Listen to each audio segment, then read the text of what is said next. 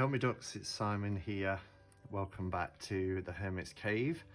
So it's quite early in the morning and I just thought I would pop on just to have a little bit of a chat really. I don't think I'll be on for long, but I just wanted to talk about or kind of revisit that concept of soul decks and illustrate really what a soul deck is by the fact that, you know, it doesn't change over a period of time.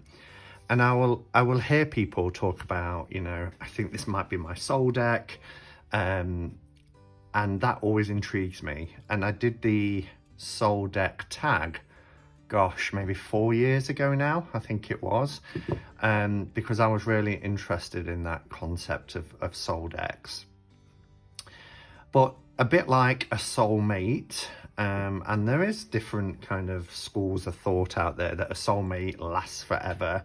It's like a twin flame, and there's that deep rooted connection that is on lots of different levels. And, you know, people during their lifetime may fall out of love with partners and get new partners, but it is believed that a soulmate is kind of almost like a spiritual contract where two souls are, you know, how can I word it, that it's almost like a soul split in two. So when I first heard, when I joined this community, people talking about the concept of soul decks, that really intrigued me because, you know, I have so many favorite decks. And a few months ago, probably about 10 months ago now, probably towards the end of last summer, I did my top 10 all-time favorite tarot decks, you know, and they were my favorites. But for me, there is a difference between favorite decks and a soul deck. And I talked about my soul deck being the Rider-Waite-Smith. And I thought I'd come on and just talk about that for a few minutes because it is still my number one.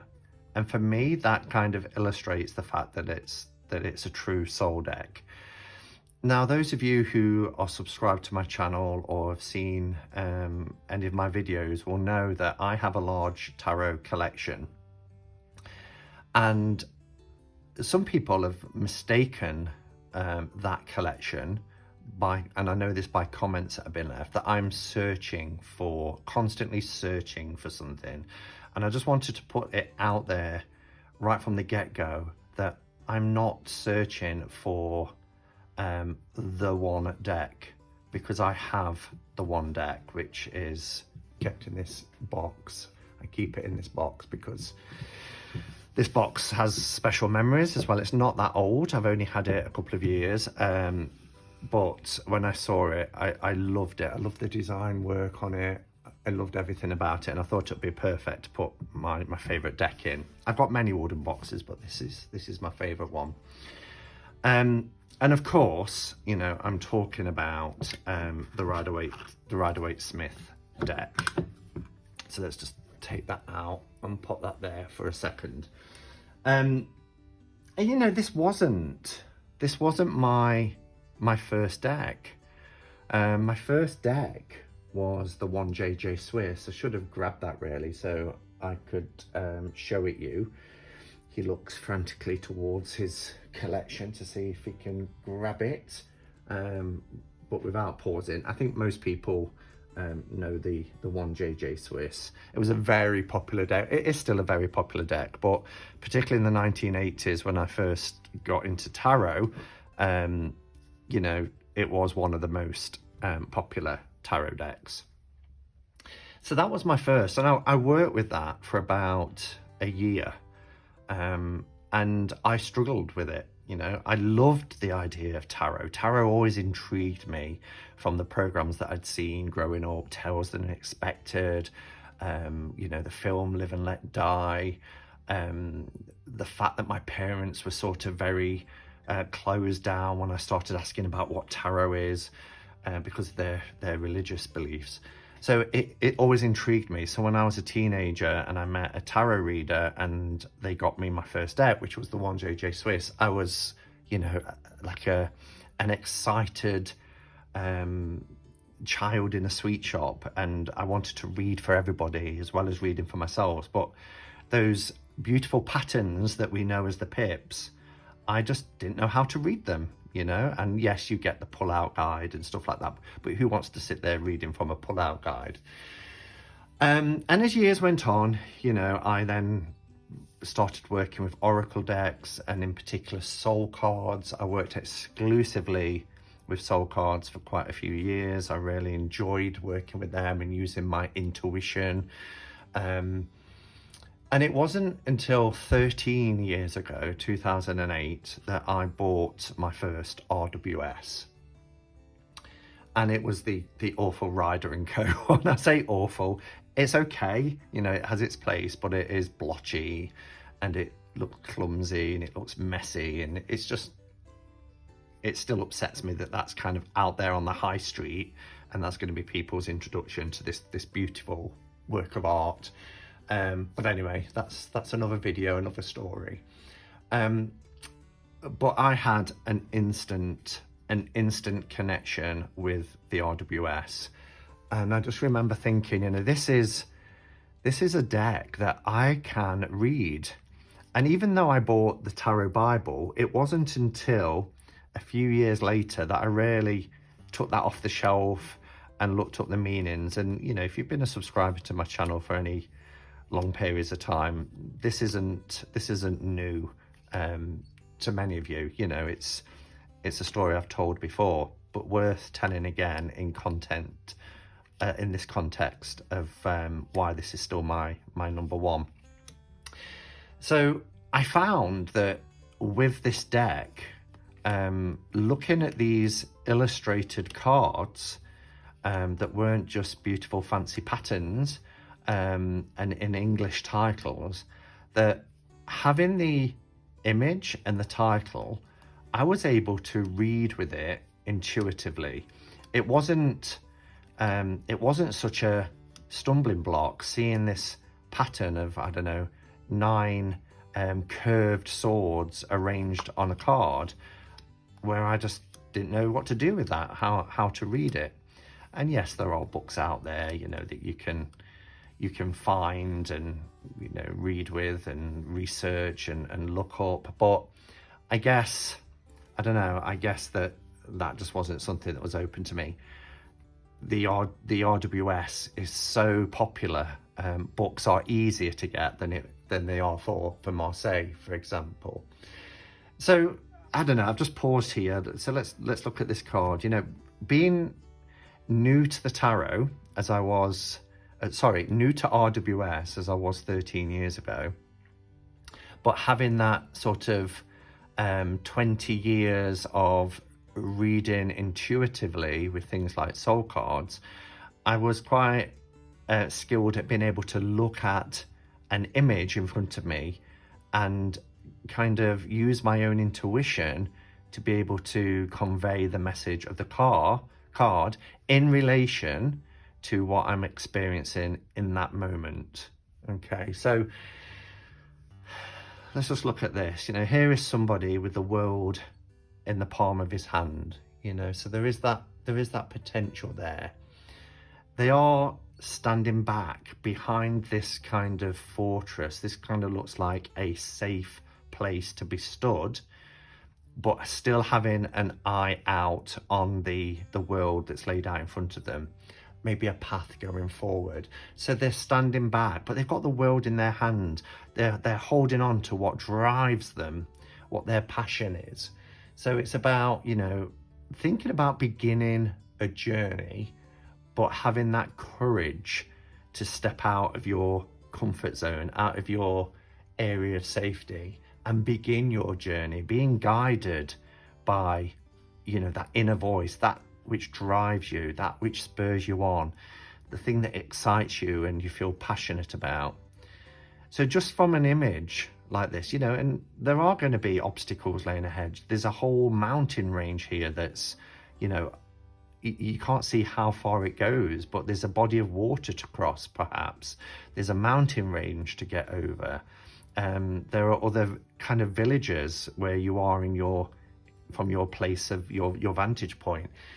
So there are going to be obstacles to overcome, but having that passion and that drive and desire will see you through, and remembering what precious gift you have in the palm of your hand.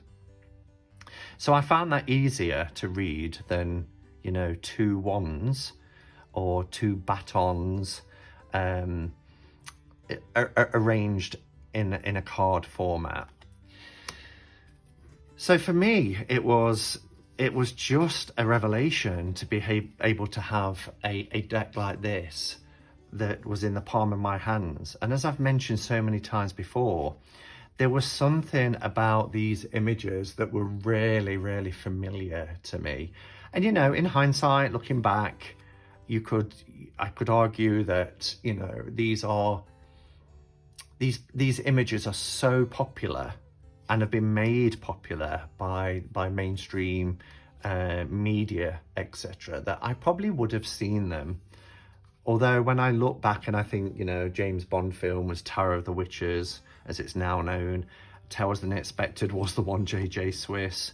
There was something very deep about these cards. When I looked at these images, it was almost like they were so familiar. It was like being reacquainted with these. And, you know, maybe it's because they are, you know, universal archetypes, and maybe it's the archetypal energy that I'm connecting with through the collective consciousness. There's arguments around that as well.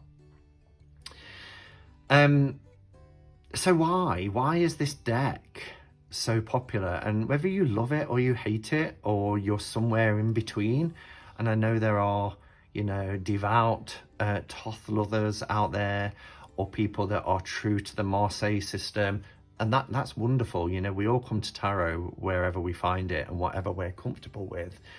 And when I did my section on Tarothon last year, so back in the end of May 2020, and I was talking about Pamela Coleman-Smith, who is the artist of this deck, I ran a poll to see what people's preferred system was that they like to work with, and 88% responded that it was the RWS, and 8% Marseille, and 4% Thoth. Now that was a huge kind of I'm struggling for words today. You know, a huge majority of people who preferred this system over the others. And, you know, if you do any research into the RWS, this is considered to be the world's most popular tarot deck. Not the most historic, you know, and I need to make that clear. Because sometimes you know, you'll read a publication and it will say the oldest tarot deck, you know, and it's not, you know, it's been around since 1909. So we're talking 112 years, is that? Yeah, 112 years.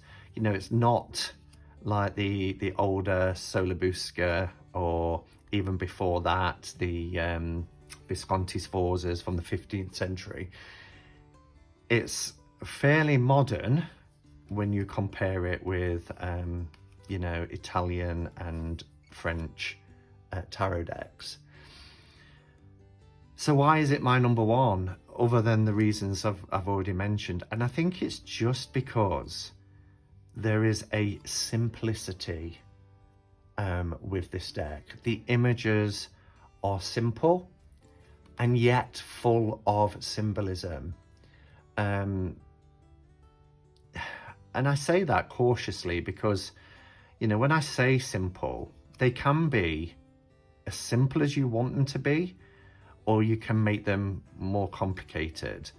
And what's great about this deck is, you know, they do, I'm looking at this card and it just reminds me, you know, the Golden Dawn in particular, you know, talked about Kabbalah, and you look at something like, I don't know if I've already passed it, you know, there's lots of Kabbalistic references in here. I probably already passed it, but you know, the 10 of Pentacles is the one that springs to mind, with the arrangement of the coins, the pentacles for the Tree of Life, but also astrology, you know, the associations there. The Strength card in decks that came before this would put Strength at 11, but you know, Arthur Edward Waite rearranged it because the Strength card corresponds with Leo, okay?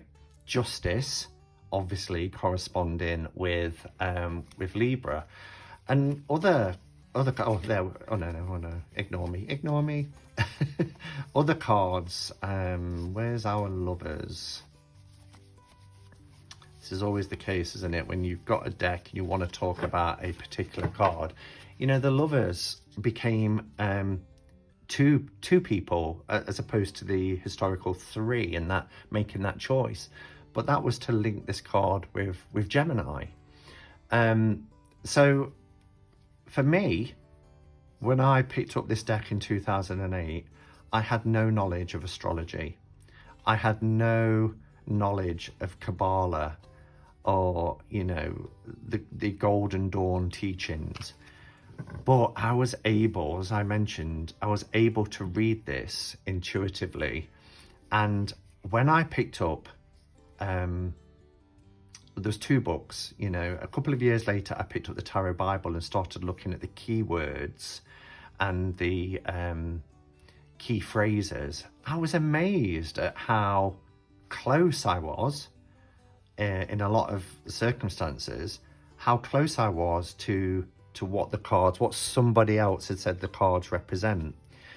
And it's so important to recognize that however you read the tarot, whether you just read them purely intuitively, or you learn the teachings of the Golden Dawn, or you pick up a book and memorize what that book's keywords are, or key phrases, or general meanings, it's perfectly okay. It's perfectly okay. However you come to the tarot is fine. And however you read the tarot, particularly for personal use, whether that's, you know, soul development, spiritual growth, or for divination purposes, it's absolutely fine. And I remember having a reading a couple of years ago now.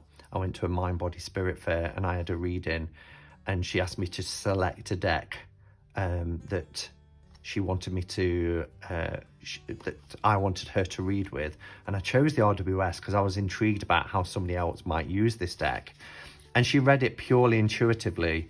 And a little part of me was wincing when she was pulling a card and saying what that meant. And I was like, part of me wanted to interrupt and say, well, that's not really what that card means. But who am I to do that? You know, she was using her intuition. And actually, she recorded that reading onto a CD. And I played it a few months later, and I was amazed at how accurate that reading was. So I learned that lesson, that there isn't, you know, one way to read with the tarot or work with the tarot. Another reason why I think this deck is so popular is because, you know, the Marseille in particular, which is the next most popular deck, whilst we're seeing more and more variations, and one that I've showed recently is the feline. I just grabbed it, the feline Marseille. Generally speaking, you know, the Marseille deck tends to there tends to be different variations in terms of color, but you know, for me, a Marseille is a Marseille, and that's going to anger a few people because, you know, there are different versions, aren't there, and different types. And I particularly love something like Tarot des Arcs, which really, you know, gives you something completely new, or modern variations like New Choice Tarot de Marseille.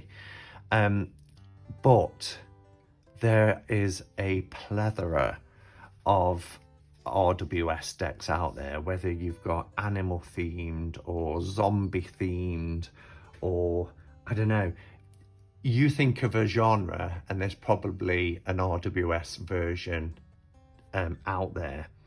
And even if you're not too keen on Pamela Coleman Smith's artwork. You know, there are redrawn versions as well, you know, like the JK, very similar, but redrawn, recolored, or something like Mary Hanson Roberts in terms of the Universal Tarot, you know, very similar, but redrawn.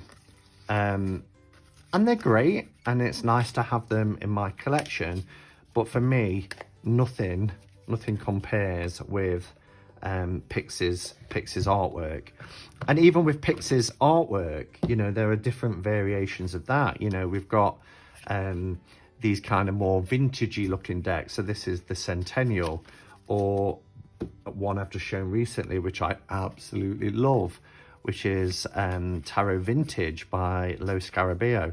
It's Pamela Coleman Smith's artwork, but there's different coloration, you know, or Albano weight. I mean, this is a vintage 1960s copy of Albano weight. Just look at the colours.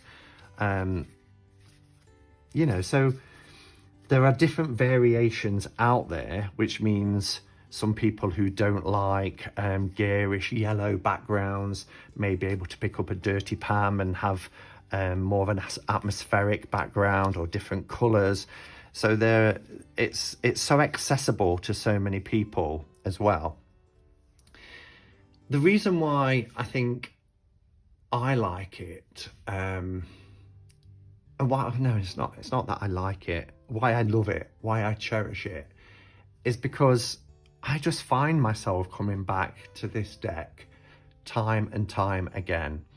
So the reason why I decided to make this little video this morning is because last night something happened.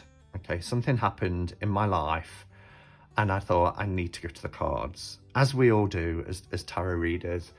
I need to consult the tarot. And I stood in front of my shelves. And again, if you've seen my channel and you've seen my lives or where I'm doing videos face on, you see my bookcases behind me. And, you know, I've got a lot of tarot decks. And I stood in front of them thinking, right, what deck shall I choose out of this, you know, vast choice that I've got in front of me with all these different genres? And what did I pick? I picked this deck. And I sat there on the sofa, shuffling this deck, pulling cards, consulting. And it wasn't until afterwards I thought, wow, with almost 600 tarot decks, again, I've picked my number one. And then you go through that thought process of, do I need all those other tarot decks? And the simple answer is no, I don't need them. I need tarot in my life because tarot to me is, it's such a big part of my spiritual practice and my spiritual growth. It's almost like an extension of myself. You know, it is a tool and it's a major part of my life, and I couldn't be without it. And, you know, there's been many videos made about, you know, if your house is on fire, which deck would you grab? Or if you could only choose one for the rest of your life, it would be the RWS. It doesn't mean I want to get rid of my other decks, because they're beautiful, they're pieces of art, and I do still use other decks. But my number one is the RWS. And maybe it's because of the simplicity of the line work. Maybe it's the composition. Maybe it's the symmetry of colour. Maybe. I don't know why. And I don't know why it's the most popular tarot deck in the world. Today, there are more than 100 million copies of the RWS deck in over 20 countries, making it the most popular tarot deck ever made. And I don't think there's any chance of that slowing down. And yes, you know, it was almost forgotten about, and, you know, we do have to credit people like Stuart Kaplan from US Games for bringing this back into the mainstream and keeping it popular. And as I mentioned in my Tarathon video, you know, Pamela Coleman Smith went to a pauper's grave, having never really in her life received the credit that was so deserved for her work and her contribution to not just the occult, but to the spiritual communities of the world that use tarot and see it as an important tool, like I do. So there are many reasons why this is my number one, but ultimately it's because it is familiar. There's a remembering when I see the images.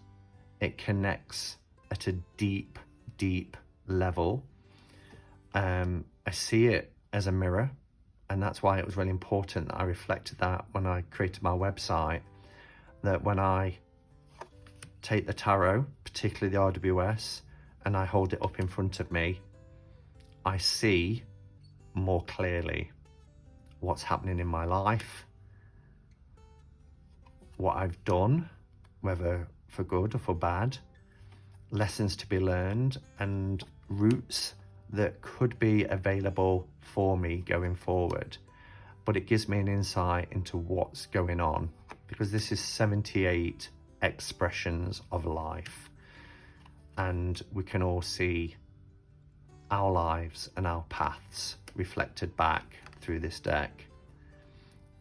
And that's applicable, I would say, for many tarot decks. There have been tarot decks that I've picked up and I can't read with. But for those of you out there who have received tarot readings from me, I guarantee that you would have had an RWS deck in that reading, because it's so familiar. I'm so comfortable with it. I look at every single image now and words are coming into my mind, phrases are coming into my mind, and yeah, and some really poignant and personal from my own journey as well, which I've also spoken about.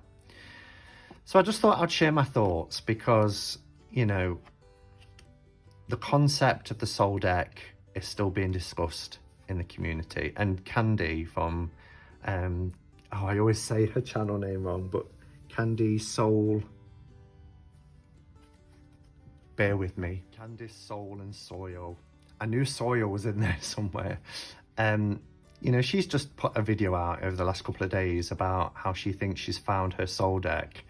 And it's the Carnival at the End of the World, which was a deck that I was obsessed with a couple of years ago. And I really, really enjoyed that video. And I really enjoyed her talking about how that deck connected and resonated with her on such a deep level. And it got me thinking about soul decks again. And then with this experience last night, I just wanted to share my thoughts because, as I said, it's at least 4 years ago since I created the tag about soul decks.